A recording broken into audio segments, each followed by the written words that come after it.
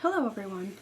So you know how when you make a bulky card, let's say, like my most recent card where it's got this button and the ribbon, and you put it in your envelope and it's kind of thick, and this may or may not be too thick, but sometimes you get the thicker cards and they refer to them as non-machinable characteristics, meaning that it won't slide through a postage machine easily without tearing things. So I think I don't know what they have to do, I don't know what their process is there, but they'll tack on a little bit of an extra charge as far as your postage goes when you go to the USPS or the post office. And I don't know if you've seen them do it, but I have. They have this cardboard slat, or like a little slot, where they take the card and they put it in, or the envelope, and they tuck it in there to see if it's bigger than 1/4 of an inch. So if it can slide through, see, actually this is bigger than 1/4 of an inch. So, and that's their idea of what would be a non-machinable characteristic if it's bigger than 1/4 of an inch. So this card would qualify. I would actually end up paying a little extra for postage on this one, in addition to however much it weighs in relation to, you know, whether it's a regular 5 or 46-cent stamp or a 66-cent stamp, whatever. So this would qualify as non-machinable because it is more than 1/4 of an inch in thickness. So they have these little cardboard things where you would stick the envelope through and measure the thickness. If it fits, it's not going to get the non-machinable charge. If it doesn't slide right through, it will. So I decided to make one of my own so that I'm not kind of wondering whether or not I will know when I take it to the post office to put postage on it whether it's going to be non-machinable. And I'm going to show you how to do that real quick.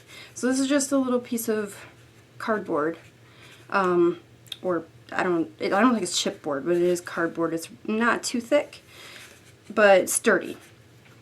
Alright, so I've set this up so that I've got it at the 2-inch line right here, and then I'm going to go from your average card is, or your average, I guess, length of an envelope is 5.5 inches. You could go from this side, it doesn't really matter, so you could go 5.5 inches long, or you could go 5.5 inches long, or you could go 4 1/4, whatever. I'm going to go with 5.5. So for the purposes of this, so that you can see it, I've got it where it lines up at the 2-inch mark right here. So it's 2 here, it's 2 here, so I'm going to go down 5.5 inches, which will take me to the 7.5 inch mark on this ruler right here. So I'm going to just take it down. I hope my head's not getting in there. Take it down, and I'm just going to kind of reinforce it by going back up. So 2 to 7.5. Then you're going to pop this open and shift it over 1/4 of an inch. So you're going to take it to 1 3/4 of an inch. And you're going to take it down again from the 2-inch mark all the way down to the 7.5 inch mark and back up, kind of reinforce it. Alright, so then what I'd like to do with the little spaces is it's just easy enough to go ahead and trim it with a pair of scissors. So let me pull myself in so you guys can see it a little better. Alright, so you've got this little slit right here, and you just want to cut that little slit out. So you'll just trim it with your scissors. I hope that was on camera.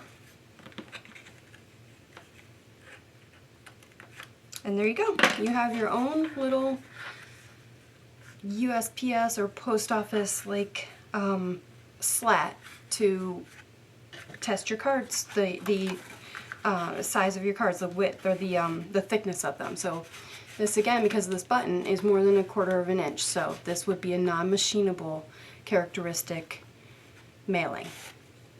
So I hope that helps you guys. Until next time, happy stamping!